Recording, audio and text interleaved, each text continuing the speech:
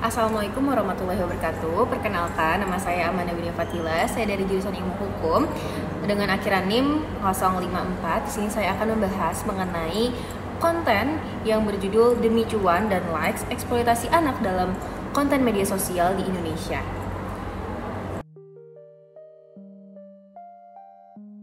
Aduh guys, kejahatan zaman sekarang bener-bener di luar nalar. Seorang pengelola panti asuhan di Medan ditangkap polisi karena manfaatin anak asuhnya untuk mengemis di sosial media. Ada sekitar 26 anak yang dijadikan alat untuk menjual kesedihan dan meminta donasi. 4 diantaranya masih bayi dan sisanya anak SD sampai SMP. Panti asuhan bernama Yayasan Tunas Kasih Olayama Raya Medan ini pun ternyata ilegal. Zaman Neulizebua, si pengelola katanya bisa meraup untung 20-50 juta per bulannya dari hasil ngemis lewat live TikTok ini. Jadi awalnya si pengelola ini upload video nyuapin salah satu anak asuhnya. Ternyata videonya viral. Mereka pun akhirnya melakukan live streaming sambil nunjukin anak-anak asuhnya di panti dan memohon donasi dari viewersnya. Para donatur ini bukan cuma berasal dari Indonesia aja, banyak juga yang dari luar negeri. Mereka juga live streaming berjam-jam bahkan sampai dini hari. Beberapa anak asuh diketahui ternyata bukan berasal dari Medan, jadi ada dugaan kalau mereka melakukan perjanjian ekonomi setelah si anak diserahkan ke pelaku. Saat ini zaman Neulizebua sudah ditahan polisi dan terancam 20 tahun penjara. Sementara anak-anak asuh itu sekarang berada dalam penanganan dinas sosial. Aduh, kok tega banget ya guys? Apakah lucu atau justru bentuk eksploitasi? Hari ini kita bahas sisi kelam dari konten keluarga yang ramai di media sosial di masyarakat Indonesia.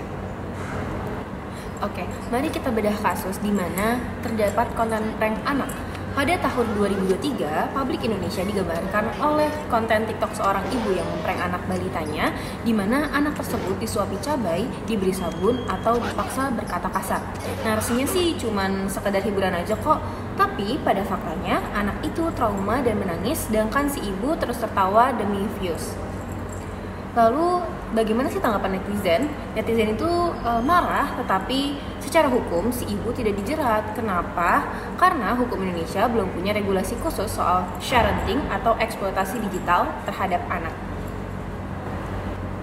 Nah, bagaimana sih tinjauan hukumnya mengenai konten eksploitasi tersebut? Menurut Undang-Undang Nomor 35 Tahun 2014 tentang Perlindungan Anak, dalam pasal 76C dilarang mengeksploitasi anak secara ekonomi dan atau secara seksual. Dan juga pada pasal 76B berbunyi dilarang melakukan kekerasan terhadap anak. Apa sih eksploitasi anak dalam bentuk konten digital? Yaitu dimana ketika anak dijadikan objek hiburan demi keuntungan seperti like, AdSense, endorsement tanpa perlindungan hukum, seringkali tanpa persetujuan sadar dari anak. Mengapa sih berbahaya akan hal tersebut? Karena anak belum bisa memberikan izin atau konsen terhadap hal tersebut. Lalu juga anak bisa mengalami trauma, malu atau dibully di masa depannya.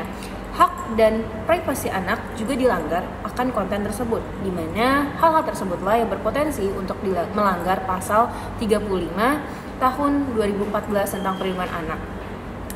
Jadi, kalau anak dijadikan alat konten untuk keuntungan, apakah itu eksploitasi?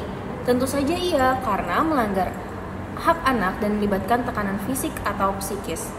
Jadi banyak banget nih orang tua tanpa sadar menjadikan anak sebagai komoditas digital demi like, AdSense, atau endorsement.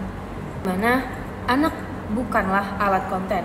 Ia mempunyai hak atas privasi, martabat, perlindungan, dan pantas tumbuh dengan aman, bukan disebarkan demi algoritma TikTok dan lain-lainnya.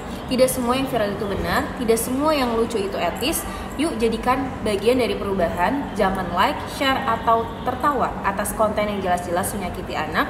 Kalau kamu sayang anak, lindungi mereka dari kamera dan algoritma.